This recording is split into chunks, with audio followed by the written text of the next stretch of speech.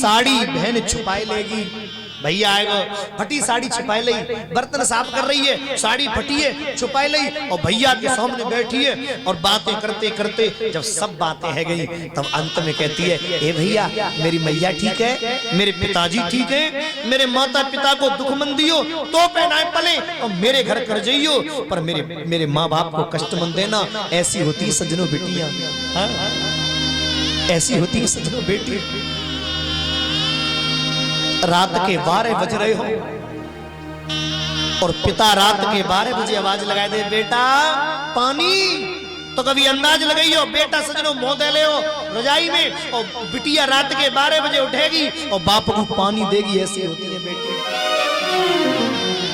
जिनको बेटी दी है ना, बेटों से कतई कम मन समझना। आप बेटी को बाजार ले जाना, बेटे को बाजार ले जाना और दोनों को ले जाकर बाजार से कहना खरीद लो, क्या खरीदना है। बेटा बंदूक खरीदेगा और बिटिया गुड़िया खरीदेगी।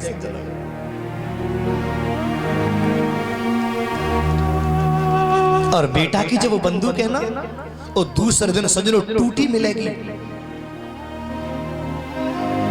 और बेटी की गुड़िया आप देखिए दूसरे दिन सजनों सजी मिलेगी और सजा देती है। बिटिया जिस घर में चली जाए उस घर को सजनों सजा देती है। ऐसी होती है बेटियां। और बाप 1 महीने से भागता है, इधर चिट्ठी दे जब शादी करता है बेटी की, तो 1 महीने से पहले से भैया आप लोग सब आइयो। लोग कहते हैं भैया चाय तो पी ले, तो पता का गया तो अरे भैया दिन ही कितने बचे, हम वो शादी की तैयारी करनी है, मोए जो है चाय पीने को समय कहाँ है। सजनों इतनी लगन होती है बेटी के लिए बाप की। कौन कहता है बाप रोता नहीं, माँ तो सजनों आंसुओं से, माँ तो रो करके अपने आंसुओं को दिखा देती है, पर बाप सजनों सहन नहीं कर पाता। ऐसी होती है बेटी। बारात आती है, महाराज जनक कैसे रो रहे हैं बच्चों की तरह। जब बारात आती है ना, बेटी जब बरमाला पहनाती है लड़के को, तो सब सखियां हंसती हैं गाती हैं, लेकिन सबसे पीछे खड़ा बाप जिसकी आंखों से खुशी के आंसू बह रहे होते हैं, वो बाप बहन भाइयों खुशी के आंसुओं से रोता है। ओहो मेरी बेटी को राजकुमार मिल गया। पर मालूम है बहन भाइयों, स्थिति तो कब बिगड़ती है आप कभी अंदाज लगाना। स्थिति जब बिगड़ती है सजनों, जब सवेरे बिटिया का कन्यादान बाप करता है अपनी पत्नी को पास में बिठाकर, पत्नी साथ में होती है, कन्यादान कर रहा होता है, कन्यादान लेता है, पैर छूता है, पैर छू करके फिर बहन भाइयों अपनी पत्नी का हाथ पकड़ता है और हाथ पकड़ के कहता है, अरे सुन रही है, चल तो एक बात बताऊं।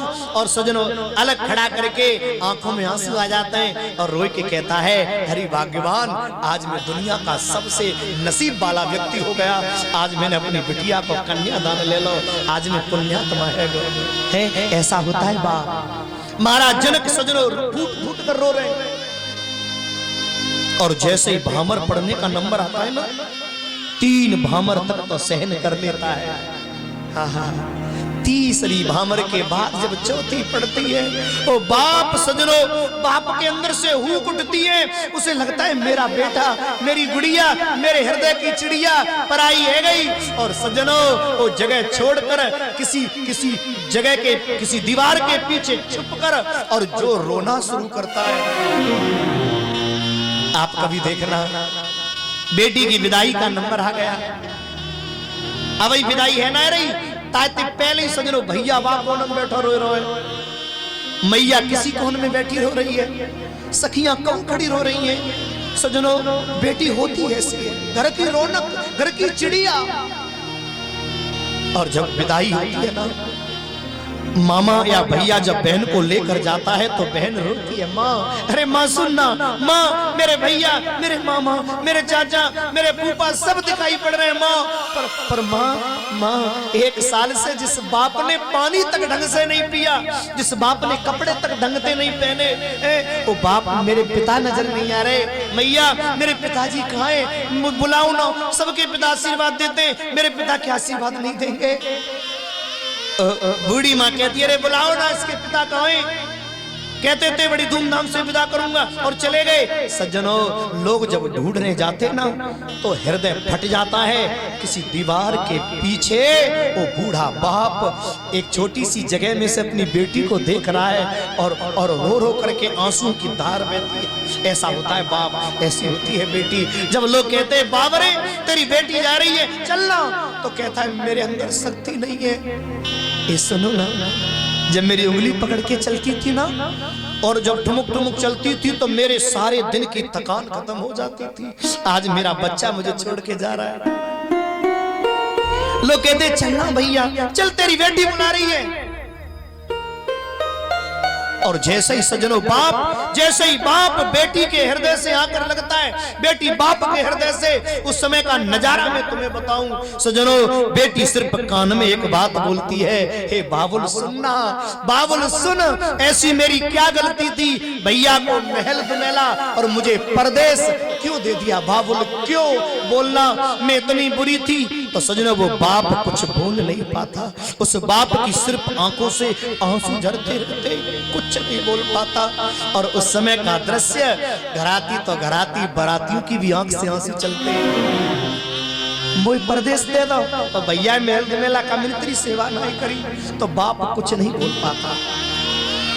और मालूम है हद कब होती है, जब गाड़ी में बहन बैठ के जा रही है, सब रोए गए, सब मिल गए, पर बात छोटो भैया, बा बहन को भैया भाई सामने ना पड़ो, चल तो बगल में ही रोए। सब लोग गाड़ी के दर दर चल रहे, पर भैया बहन के बिल्कुल बगल में चल रहा है।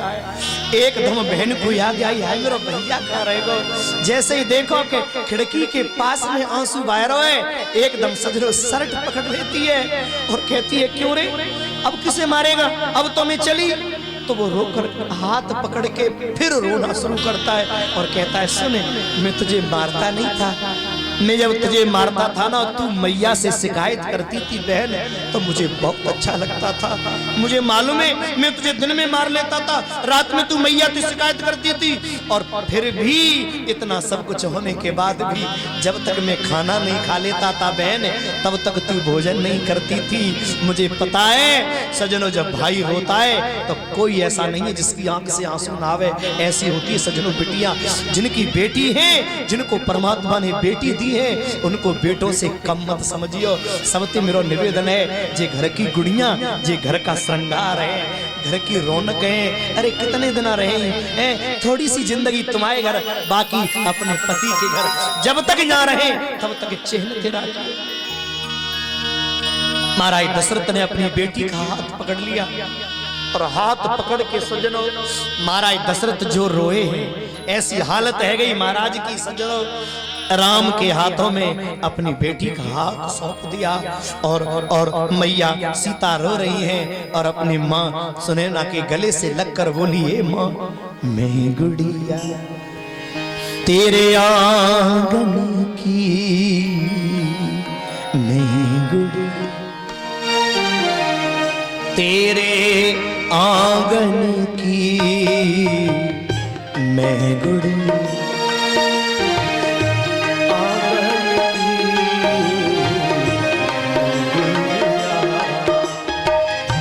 अब तो भई मैं अपने, अब तो भई मैं अपने, अब तो भई मैं अपने साजन की, मैं गुड़िया तेरे आंगन की, गुड़िया मेरी माँ तेरे बिना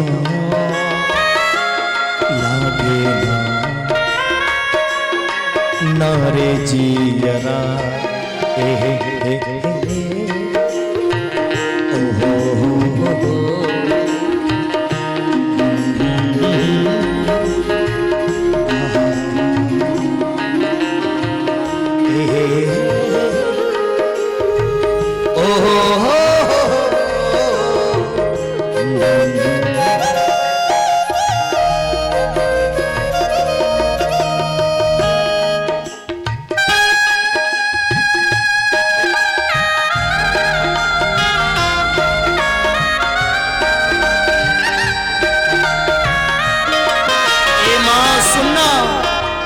मत रो माँ तू क्यों रोती है, बेटी पराया धन होती है। मत रो माँ तू क्यों रोती है, बेटी पराया धन होती है। ओ धनवान या निर्धन की मैं गुड़िया, ओ तेरे आंगन की